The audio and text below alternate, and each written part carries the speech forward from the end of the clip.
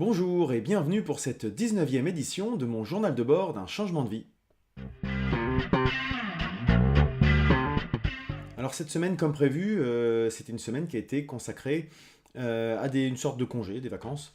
J'ai pas vraiment travaillé en tant que tel, hein, je m'étais pas fait un planning, un programme, c'était plutôt consacré aux enfants, à la famille, à se reposer aussi, parce que comme je l'avais dit, j'étais un petit peu fatigué.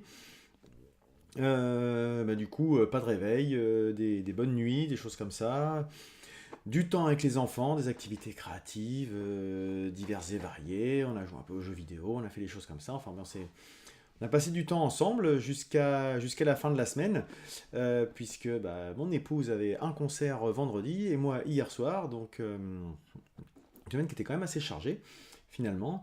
Et là, on s'est tous retrouvés en ce dimanche pour reprendre avant la reprise d'un rythme plus classique, on va dire. Alors sinon, j'ai quand même fait quelques petites choses cette semaine. J'ai profité de cette semaine pour avancer dans le Traveler Challenge. Donc c'était une de mes premières recommandations, je crois, si je dis pas de bêtises. Donc là, j'ai terminé mon quatrième bouquin dans ce challenge. Que dire? Déjà que c'est pourquoi j'en parle dans le changement de vie. Au-delà de ça, c'est qu'avant, je prenais très très peu le temps de lire. Je lisais quelques pages par-ci par-là le soir. Enfin, je parle de romans. Mais je lisais pas autant que je le voulais. Et là, c'est vrai que à la fois le changement de vie, plus de temps disponible pour moi-même et la coïncidence avec ce challenge, ça me pousse à lire des choses, mais c'est pas une contrainte, c'est un plaisir d'aller découvrir des nouvelles choses. Et là, je suis dans le cinquième livre que j'attaque. Là, c'est la Compagnie des Glaces. Donc un livre d'anticipation qui va rentrer dans la catégorie un livre hivernal. Et voilà, c'est quelque chose vers lequel je serais peut-être pas allé naturellement, mais comme il fallait que je cherchais un livre dans la thématique hivernale, voilà, je suis tombé là-dessus et ça me permet d'aller un peu sortir des sentiers battus vers lesquels j'allais habituellement. Donc une bonne chose, je trouve, que ce challenge. Donc voilà, dans les choses positives, alors je l'ai dit un petit peu juste avant, dans les choses très positives, c'était hier soir notre concert avec Wisdom. On était invité dans ce qu'ils appellent une concentration de motards.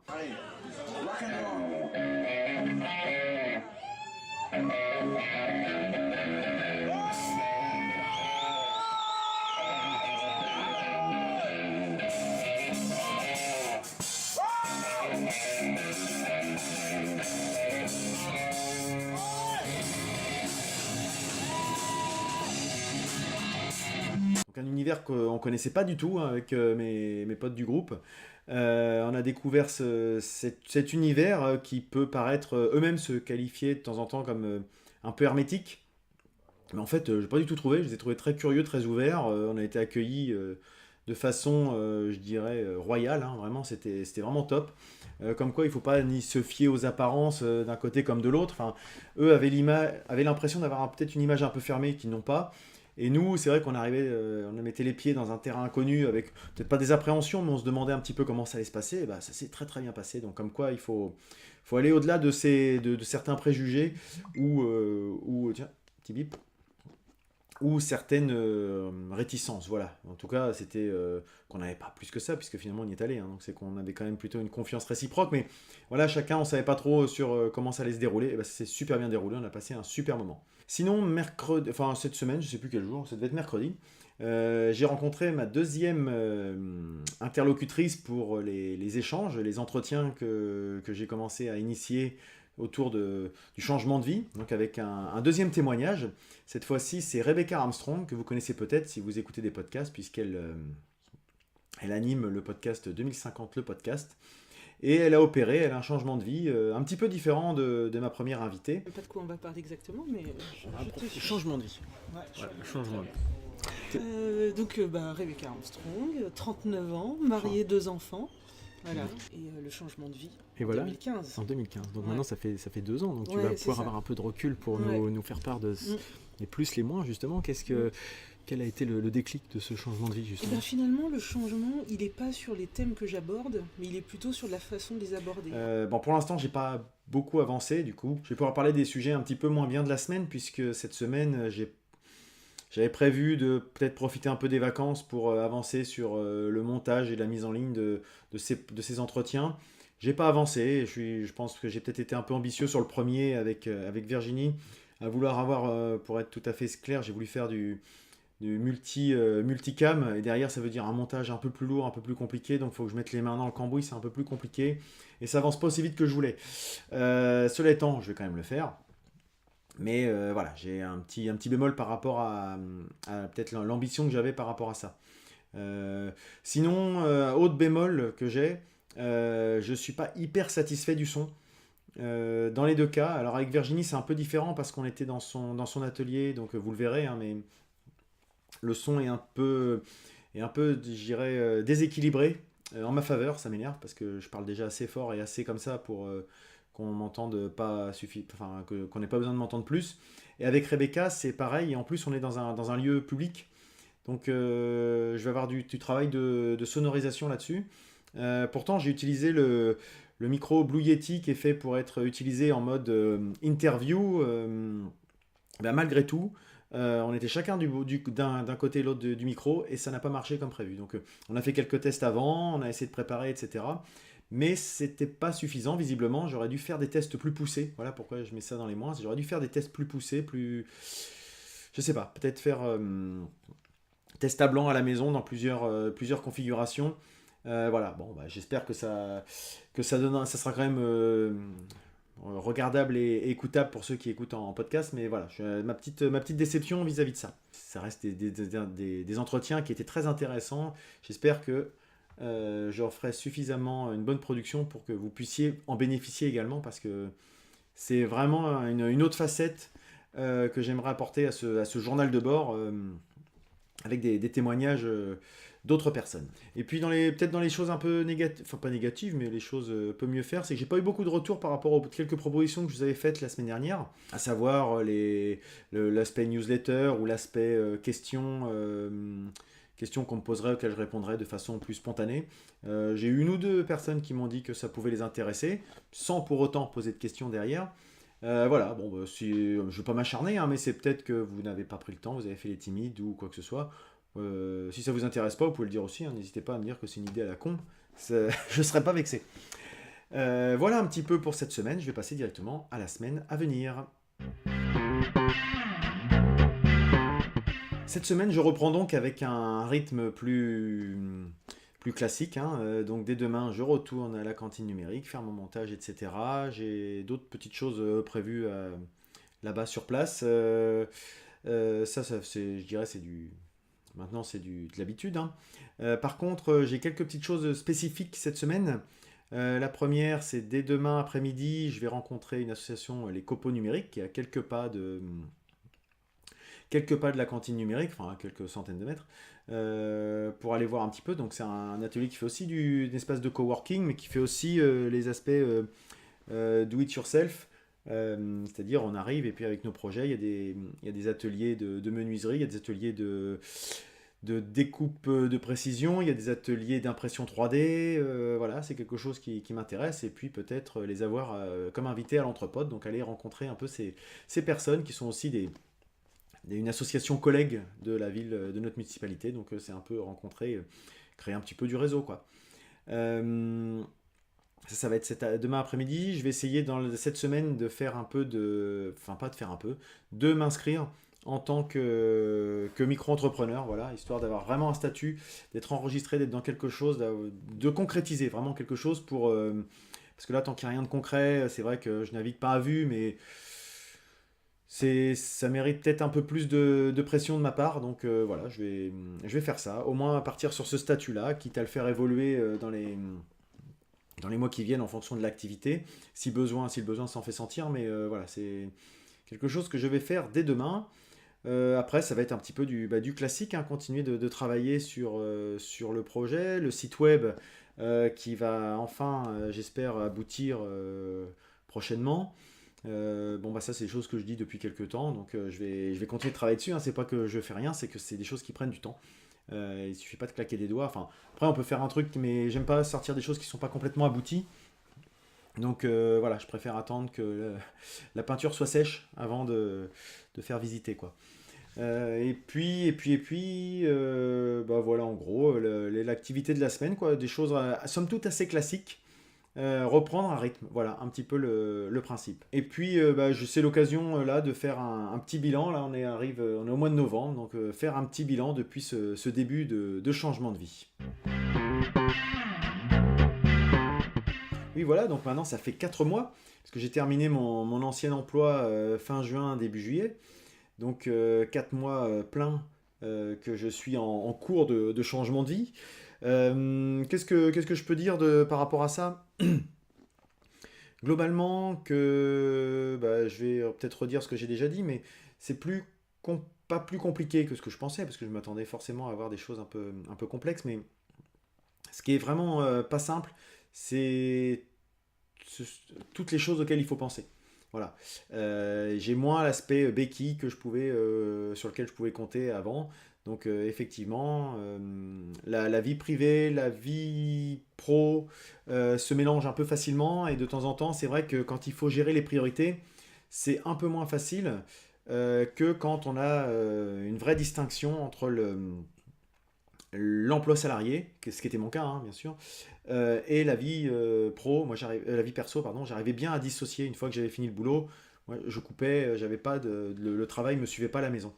Là, c'est quelque chose avec lequel il faut que j'apprenne à vivre parce que le travail, la maison, c'est la même chose. Donc, c'est des petites choses quand même qui sont pas complètement anodines. Et puis, effectivement, faut penser à tout. Voilà, voilà, je regrette rien du tout, par contre, parce qu'il y a une espèce d'émulation, de stimulation là-dedans, de se prendre en main, de se faire un peu violence de temps en temps. Je trouvais un petit peu, j'étais dans une routine, hein. Pourtant, j'avais un boulot qui était quand même assez varié, hein, mais dans lequel finalement, j'avais plus l'impression de faire de la gestion que de l'entrepreneuriat, de pouvoir proposer des initiatives, etc. Là, l'avantage, c'est que les initiatives, je me les propose à moi et puis je me les valide tout seul, quoi. Donc le problème, c'est qu'effectivement, de temps en temps, dans un groupe, dans une boîte, dans une entreprise, de temps en temps, il y a des gens qui sont là pour mettre un peu les garde-fous, et puis ils sont aussi là pour nous éviter d'aller tout seul dans le mur. Là, pour l'instant, je ne vais pas dans le mur, mais c'est vrai que d'où l'intérêt aussi, pourquoi j'aime bien me confronter et aller parler à des gens, que ce soit à la cantine numérique, que ce soit à des gens dans les réseaux, revoir des anciens collègues, etc. C'est parce que je n'ai pas la prétention d'avoir une vérité absolue et d'être certain de mon coup. Donc, de temps en temps, rien que le fait qu'on me dise que mon idée n'est pas complètement con, de temps en temps, ça rassure et ça me fait penser que je ne vais pas complètement dans un chemin, dans une impasse, quoi. Voilà. Donc, forcément, quand on est dans ce cadre-là de changement de vie, on se pose des questions. Mais par contre, à contrario, là j'ai commencé un peu par des choses qui peuvent paraître un peu négatives, mais à contrario, c'est vrai que ça ouvre un chemin des possibles, enfin un champ des possibles, pardon, énorme. Il y a un aspect, un sentiment de liberté qui est juste génial. Là, j'ai eu envie de poser, enfin entre guillemets, parce que c'est pas formalisé en tant que tel, mais d'avoir une semaine un peu de off, de congé. Je l'ai demandé à personne d'autre qu'à moi-même pour faire ça. Euh, voilà, c'est des exemples concrets, mais et qui peuvent paraître un peu, ça peut te paraître trivial de dire ça, mais il y a vraiment ce confort. Voilà, c'est vraiment du confort dans une recherche d'équilibre en même temps. Voilà, c'est un peu un paradoxe peut-être, mais c'est du confort tout en faisant un petit jeu d'équilibriste de temps en temps.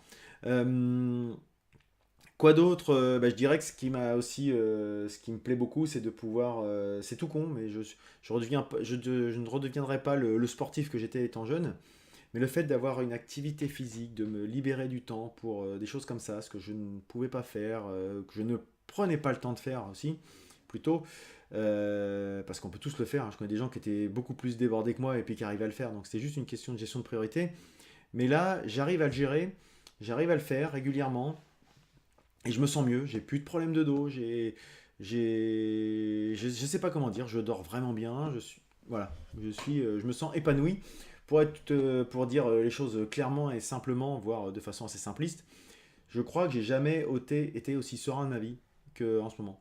Donc c'est pour ça que je regrette absolument rien de de ce qui a pu être ma décision il y a maintenant quelques mois. Et puis ce que j'aime beaucoup aussi, c'est ce projet finalement, de le faire. Alors c'est vrai que je m'étale peut-être un petit peu sur ma vie, ça me vaut des petites taquineries à droite à gauche, et j'aime bien ça, donc ça me dérange pas. D'ailleurs, à ce propos, c'est vrai que j'ai pris une petite formule sandwich pour la répète vendredi et c'était très bon. Voilà, c'est un petit clin d'œil pour quelqu'un qui ici me regarde, il saura très bien pourquoi je dis ça. Sinon, non, c'est vrai que j'aime beaucoup ce projet parce que ça me permet de mettre de l'ordre dans mes idées. Ça me permet de découvrir des gens. C'est tout bête, mais ça m'a quand même fait découvrir des gens. Pas personnellement, forcément, hein, mais je considère pas forcément que les gens que je conçois sur Internet soient plus virtuels ou plus faux que certaines personnes que je peux croiser en vrai. Donc je rencontre des gens qui me proposent, qui sont relativement tous bienveillants en tout cas. Donc j'aime beaucoup cette démarche. Et enfin, je dirais les petits entretiens que j'ai pu lancer dernièrement, c'est quelque chose qui me plaît énormément parce que c'est des gens qui ont été confrontés à un changement de vie, qui en parlent avec du recul, avec les choses positives, les choses peut-être plus compliquées, etc. J'espère en avoir d'autres à vous soumettre prochainement. Et si jamais vous êtes dans ce cas-là et que vous voulez témoigner, par exemple, n'hésitez pas à me contacter. Même si vous êtes à l'autre bout de la France, on doit pouvoir trouver des endroits, ou à l'autre bout du monde d'ailleurs, via les différents réseaux. La technologie nous permettrait de mettre en place tout ça. Donc le dernier en date, c'était donc Rebecca Armstrong. Et d'ailleurs, je vais passer à la recommandation de la semaine. Ma recommandation de la semaine, alors si vous êtes un petit peu observateur ou juste si vous prêtez bien l'oreille à ce que j'ai dit, vous vous doutez peut-être de quoi je vais vous parler. Donc c'est le podcast de Rebecca, ma collègue podcasteuse, qui s'appelle donc 2050, le podcast, qui est un podcast qui fait s'interroger sur le futur. Mais le futur, elle se positionne à 2050, parce que 2050, enfin, elle vous l'expliquera mieux que moi, mais 2050, ce sont les projections notamment de divers experts dans le monde sur quel sera l'état de la planète, parce qu'à la base c'est plutôt via une entrée environnementaliste, on va dire qu'elle a pris ce sujet-là. Mais au-delà de ça, c'est dit, tiens, 2050, c'est vrai qu'il y a beaucoup d'indicateurs qui pointent vers cette date. Comment les gens envisagent 2050, qui est dans une trentaine d'années, hein. Mais puis tout en se disant que 2050 c'est à la fois loin, mais en même temps ça se construit dès maintenant. Donc elle interroge des gens sur leurs petites actions aujourd'hui, et puis leurs petites ou grandes actions d'ailleurs, hein. Je dis ça sans vouloir minorer, loin de là, tout ce que font plein de gens, parce qu'il y a vraiment des gens qui font beaucoup de choses, qui œuvrent pour l'avenir commun. C'est vrai que des fois on voit beaucoup de gens qui se plaignent que les choses vont pas dans le bon sens, que qu'il faudrait faire ci, il faudrait faire ça, et qu'ils font pas forcément. Et ben là, elle donne la parole à des gens qui font. Alors, ils font peut-être pas tous bien. Moi, j'adhère peut-être pas forcément avec toutes ces personnes-là, mais au moins ils s'activent. Ils restent pas les deux pieds dans le même sabot. Et ils mettent leur projection sur comment ils envisagent 2050, et un peu quel est leur vœu pour cette échéance de 2050. Alors moi je trouve ça toujours très intéressant parce que ça permet de confronter un petit peu des avis, des opinions. On se dit, quand on voit tout par son propre prisme, et ben forcément on est forcément orienté. Et puis là d'avoir d'autres approches, certaines qui nous confortent, d'autres qui nous confrontent un petit peu à nos propres convictions, c'est assez intéressant. Donc moi j'aime beaucoup écouter ça. C'est un podcast qui est hebdomadaire, qui sort tous les jeudis et qui fait plus de 20 minutes, mais moins de 30, voilà, et elle arrive à se tenir à ce créneau, donc je la félicite, parce qu'elle a toujours réussi à garder son format, contrairement à moi, qui a des grosses fluctuations dans la durée de mes épisodes. Voilà, je vous invite à aller écouter Rebecca avant de l'écouter sur cette même chaîne, de la voir et de l'écouter sur cette même chaîne. Eh bien voilà, j'arrive à la fin de cette semaine. J'espère que c'était pas trop décousu, parce que là j'étais encore une fois en vacances et j'ai rien préparé. Je le fais de plus en plus au feeling. J'espère que ça vous plaît plus. Peut-être que pour certains vous préférez quand c'est plus cadré, etc. Mais c'est vrai que moi j'ai l'impression d'être plus sincère quand je parle comme ça, donc plus transparent. N'hésitez pas à me faire part de vos retours, hein, comme d'habitude. Par exemple, vous pouvez faire comme l'ami Walter. Walter qui m'a mis un avis sur iTunes et une notation. Donc voilà, ça fait plaisir d'avoir un retour là-dessus qui permet de mettre le podcast en avant sur iTunes. Je ne cherche pas à truster les premières places, hein, loin de là, mais peut-être que ça peut intéresser des gens. Donc le fait de mettre des avis sur les divers annuaires qui existent, ça permet à des personnes peut-être de découvrir au hasard. Voilà, je vais vous quitter avec la traditionnelle citation de la semaine. Mais avant ça, comme d'habitude, je vous dirai essayez, testez, expérimentez. Parfois vous échouerez, mais en tout cas, croyez en vous. À la semaine prochaine.